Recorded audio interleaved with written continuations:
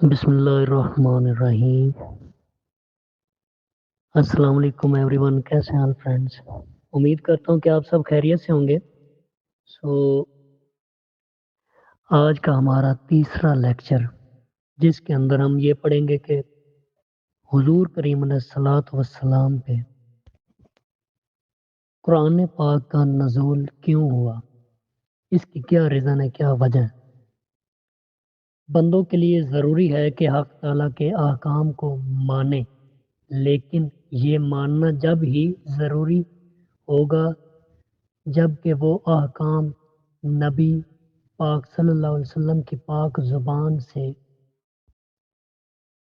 ادا ہوں گے۔ حق تعالیٰ تو بالواسطہ کسی غیر نبی سے کلام نہیں فرماتا۔ اگر جبریل امین انسانی شکل میں آ کر لوگوں کو احکام سنا جاتے تو بھی ان پر عمل کرنا ضروری نہ ہوتا۔ اسی طرح کوئی غیر نبی خواب میں یا الہام یا غیبی آواز سے کسی حکم پر مطلع ہو جائے، اس کا ماننا شرعاً لازم نہ ہوگا۔ مشکوہ شریف کی شروع میں ہے کہ ایک بار حضرت جبریل امین شکل انسانی میں سائل بن کر حضور کریم علیہ الصلوۃ والسلام کی خدمت میں حاضر ہوئے اور حضور صلی اللہ علیہ وسلم سے دریافت کیا کہ ایمان کیا ہے، اسلام کیا ہے، احسان کیا ہے۔ حضور صلی اللہ علیہ وسلم نے جواب دیے۔ جب وہ چلے گئے تو سرکار دو عالم صلی اللہ علیہ وسلم نے صحابہ کرام سے فرمایا کہ یہ جبریل امین تھے اور تم کو تمہاری دینی باتیں سکھانے آئے تھے۔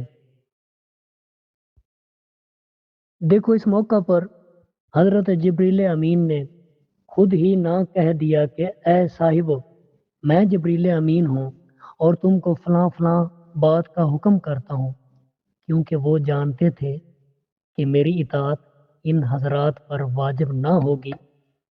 اس لیے حضور علیہ الصلوۃ والسلام کی زبان پاک سے وہ کلمات لوگوں کو سنوائے۔ اماموں کا قیاس بھی حق تعالیٰ کے فرمان یا حضور علیہ الصلوۃ والسلام کے ارشاد پر مبنی ہوتا ہے۔ ہمارے اس کلام سے نتیجہ یہ نکلتا ہے کہ نبی صلی اللہ علیہ وآلہ وسلم کی اطاعت در حقیقت حق تعالیٰ کی اطاعت ہے۔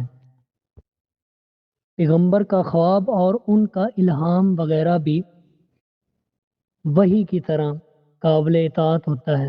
حضرت ابراہیم علیہ الصلوۃ والسلام نے خواب میں دیکھا تھا کہ اپنے فرزند کو ذبح کر دو، اور حالانکہ دیکھا جائے تو بے قصور آدمی کو قتل کرنا شریعت کے خلاف تھا، لیکن آپ کے اس خواب نے اس حکم شرعی کو آپ کے حق سے منسوخ کر دیا۔ اور آج اگر کوئی مسلمان یہ خواب دیکھے تو وہ محض اپنے خواب پر ایسے کام کی جرأت نہیں کر سکتا، کیونکہ یہ خلاف شریعت ہے۔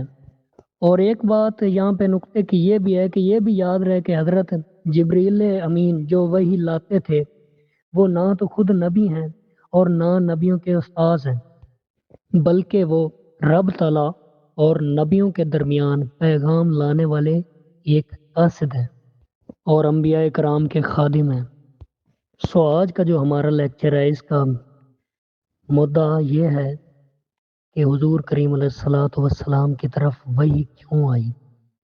اللہ پاک حضرت جبریل امین کے ذریعے لوگوں تک بھی تو قرآن پاک پہنچا سکتے تھے۔ تو اس کا جواب کچھ یوں ہی بنے گا، نبی کریم علیہ الصلوۃ والسلام کی طرف وحی لانے کا مقصد یہ تھا کہ لوگوں کو پتہ چل جائے کہ حضور صلی اللہ علیہ وآلہ وسلم کی اطاعت اللہ تعالیٰ کی اطاعت ہے۔ اور دعا گو ہوں کہ خدا ہم سب کو حضور کریم علیہ الصلوۃ والسلام کی اطاعت پیروی کرنے کی توفیق عطا فرمائے اور ہمارے ٹوٹے پھوٹے الفاظوں کو اپنی بارگاہ میں قبول و منظور فرمائے۔ وما علینا الا البلاغ المبین۔